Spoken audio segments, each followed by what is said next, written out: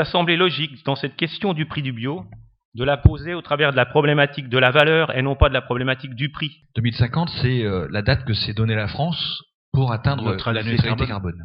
Sans, un investissement massif du monde agricole, on n'y parviendra pas. Économie de la fonctionnalité, une économie qui est basée sur non plus la propriété stricto sensu, mais sur la valeur des services rendus. Il va falloir qu'effectivement on mette au point, on crée des dispositifs d'évaluation pour partager sur ce qui fait valeur entre les acteurs, parce que ce qui fait la valeur pour l'un ne fait pas de la même façon valeur pour l'autre. Quand on est d'accord sur ce qui fait valeur, il faut lui donner un coût. C'est-à-dire que si on se base sur la loi de l'offre et de la demande, clairement aujourd'hui le distributeur est en position de faiblesse par rapport à la production. Ce qui est important, c'est la transition. Il n'y a probablement pas qu'une seule voie de transition, par contre, elle a un coût. Une stratégie d'enseigne pour nos marques, pour le bénéfice consommateur, et qui passe par notre modèle unique de producteurs commerçants. Ça fait quand même extrêmement longtemps que d'autres acteurs que Biocoop, bien naturellement, a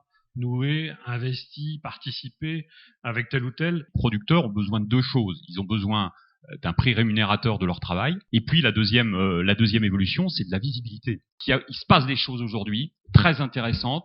On a des distributeurs qui investissent dans des produits qui verront dans 3 ans. Ça, c'est nouveau.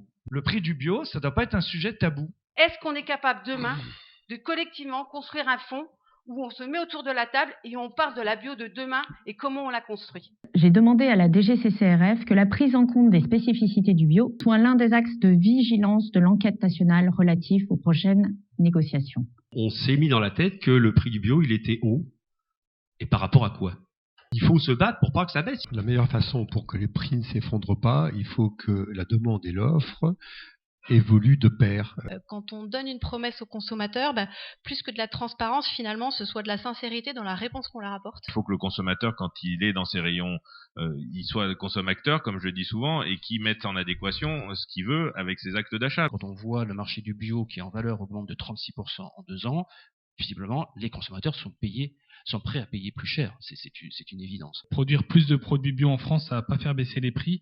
Nous, on a pour mission de démocratiser, c'est vraiment au cœur de la mission de démocratiser le plus possible la bio pour augmenter la vitesse de la transition, améliorer notre impact environnemental. On rencontre beaucoup de gens qui ont envie de s'impliquer personnellement dans la façon qu'ils ont de consommer.